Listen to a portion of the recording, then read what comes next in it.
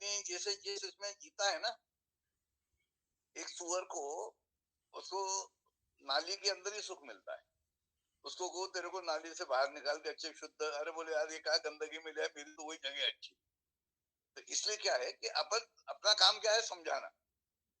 भगवान भी जो पानी गिराता है ना ऊपर से, तो जिनकी कटोरियां खुली रहती है उनकी कटोरियां तो भर जाती है, और जिनकी औंधी रहती है वो पानी वहां से बह के निकल जाता है। हमारा काम क्या है कि हम अपना काम करें और फल की चिंता ना करें। आपको अच्छे लोग भी इसमें आपको एप्रिसिएशन वाले भी लोग बहुत मिलेंगे कि आपने बहुत अच्छी चीज बता दी। अब इसमें कुछ लोग, एक दो पांच लोग ऐसे भी मिलेंगे जो कहेंगे कि अरे नहीं साहब हमारी चीज समझ में नहीं आ रही, तो छोड़ो उनको, अपन दूसरों को देखेंगे। यही लोग फिर आगे आएंगे। जब क्या होता है कि फिर दुनिया जब आपके पीछे जाने लगती है ना, तो ये फिर आपके पीछे है। तो इसलिए हमें कोई घबराने की जरूरत नहीं। ठीक है,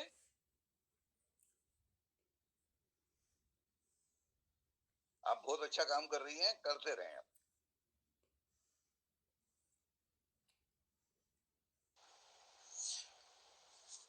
जी सर, हम तो अपनी कोशिश छोड़ेंगे नहीं। महात्मा ऋषि जी, एक निवेदन केवल है, इसके साथ मैं आगे नहीं बोलूंगा। जो आपके एक वो पैरों में लगाने वाला है, जो किट है, वल्ली, जिसका रेट है 500, तो उसको मंगाने के लिए कैसे मंगाएंगे हम, अगर मंगाना चाहें? आपके व्हाट्सएप पे डिटेल डाल दिए हैं, उसको क्या है, डाल दिए हैं आपके व्हाट्सएप पे डाल दिए। कल ही आपसे बात हुई थी ना, थैंक सर, थैंक। इसमें क्या होता है कि 200 रुपए कुरियर चार्ज लगता है, उसमें एक प्लेट आती है, जो ताली आपको जो बजानी है वो एक्यूप्रेशर प्लेट पर खड़े रह के बजानी है। हाँ जी। तो इसमें क्या होगा कि पैर का एक्यूप्रेशर नीचे से हो जाएगा प्लेट से जी, और हाथ का ताली से हो जाएगा। जानवर जब नंगे पैर चलता है तो उसके कंकर पत्थर से एक्यूप्रेशर नहीं, आपने मुझे एक इलाज और बताया। मेरे पैरों में कल मैं सोया था दिन में, तो इतना दर्द होने लगा कि जैसे मुझे लगा यूरिक एसिड तो नहीं हो गया, कहीं यूरिक एसिड तो नहीं बढ़ गया। तो आपने कहा कि रात में सरसों का तेल लगा, नारियल का तेल लगा लेना, गर्मी का समय है। और मैंने रात में नारियल का तेल मतलब लगा, और इससे समझ लीजिए कि मैं सवेरे उठा तो मेरा दर्द ही खत्म था। और इतना दर्द हो रहा था सर, मैं चल नहीं पा रहा था, मैं मतलब लंगड़ाते हुए मैं चल रहा था। क्या है, और ये घटना घटी है सवेरे। मैं दोपहर में जब मैं सो के उठा हूँ, दिन में थोड़ा सोया था, तो सोने के उठने के बाद मेरे पैरों में इतना दर्द हो रहा था, ये आगे वाला जो अंगूठा है, अंगूठा से लेकर के आज पूरी नसें पेन कर रही थी। तो ये पेन जो होता है यूरिक एसिड बढ़ने का होता है। तो हमने कहा कहीं यूरिक एसिड तो नहीं बढ़ गया। अब इतने में क्या होता है, अगर हम डॉक्टर के पास जाते, वो कहता है यूरिक एसिड बढ़ गया, उसे पता लक्षण पे यूरिक एसिड की हमें दवा दे देता, और इस प्राकृतिक शरीर में अप्राकृतिक चीजें डालना शुरू कर देता। वो यूरिक एसिड हो या हो ना, लेकिन दूसरा कोई एसिड जरूर पैदा हो जाएगा। तो आपको बहुत बहुत धन्यवाद, आपने मुझे एक सलाह दिया, उस सलाह पे मैंने काम किया, और मैं बिल्कुल स्वस्थ हूँ, बिल्कुल ठीक हूँ, फर्स्ट क्लास। एक चीज और है, मैं थोड़ा स्वार्थी आदमी हूँ। ये मेरा बाजू टूट गया था पिछले दिनों, फ्रैक्चर हो गया था, तो सर ये पूरी तरह से मुड़ता नहीं है आज के डेट में। ठीक है, और मैं ऐसे गिरा हूँ जमीन पे। ये इसको ऑयल करके, हाँ नहीं ये अभी आप इससे मत करिए, हाँ, आप इस पे पहले तेल लगा दें, तो ये वही नारियल का तेल। अच्छे, वो इसको करना है सुबह उठते ही। हाँ, यदि आप सुबह उठ के बैठ जाए अपने बिस्तर पे ही, तो इसको ऑयलिंग करके फिर ये वाला काम चालू कर दें। अच्छे, ये क्या था, हड्डियां की ठीक है।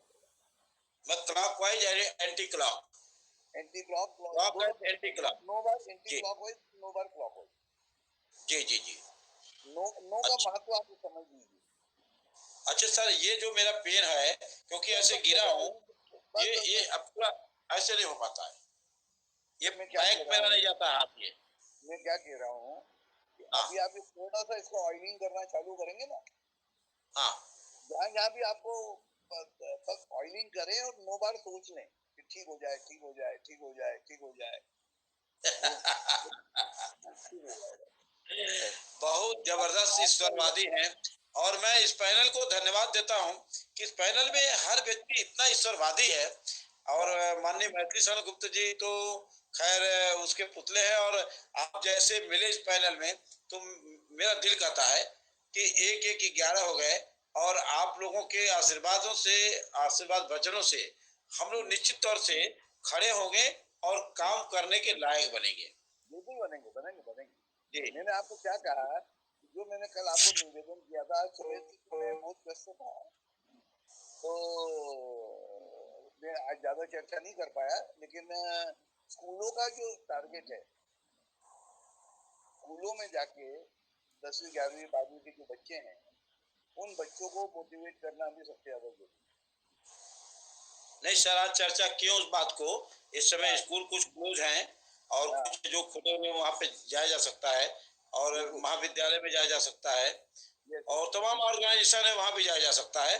और कल मैं प्रयास करूंगा सर, कल मैं एक प्रयास करूंगा अपनी मीटिंग का, संगोष्ठी की मैं एक प्रयास करूंगा।